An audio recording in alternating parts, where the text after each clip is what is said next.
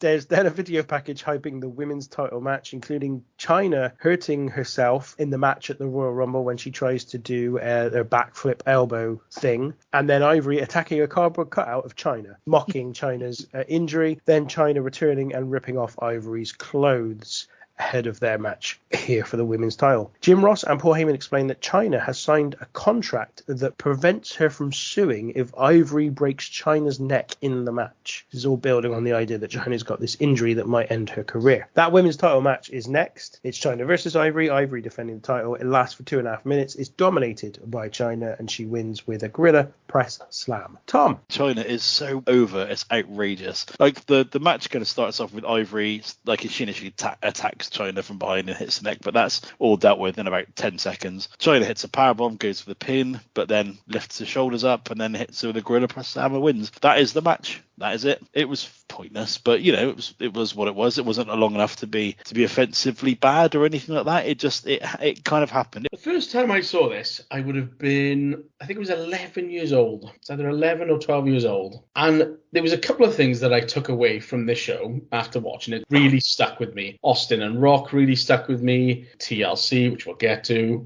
Taker, Triple H really stuck with me. And Chyna as well. Chyna came across as a total star. Like, very much from the moment she came out, I was like, who the friggin' hell is that? Presentation-wise, her presence, like her entrance with the friggin' gun and the sparks in the crowd.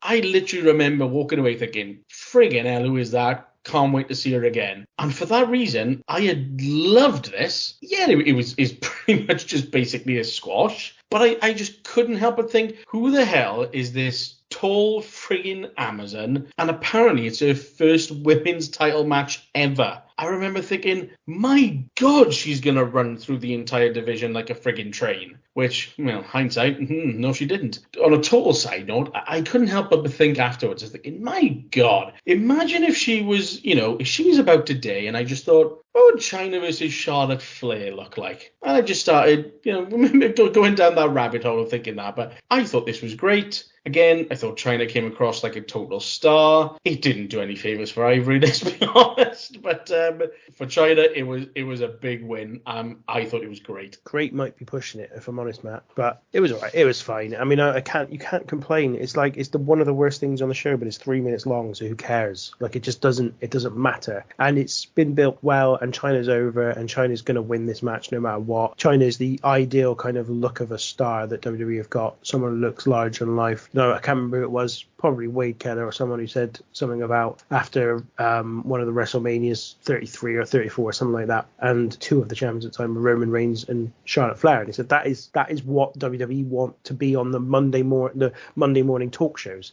because they just look crazy, look out larger than life, massive, good looking. That's what they want. That's what WWE want to put in front of people. They don't want Daniel Bryan or Mick Foley or indeed Ivory going out there and representing them. That's not what they're looking for. So Chyna was perfect for them, and she was a big star. They did a great job. They just didn't follow this up in any way. I think Chyna had started to, basically she got to the point that the Sable had got to a few years before, which was that she started demanding money, quite big money from them as a big star, and they were like, well, no. And I think that was entirely down to the fact that she was a woman. If we're being perfectly honest, that's why they didn't give her the money, because I think had she been a man and been as big a star, she would have got the money.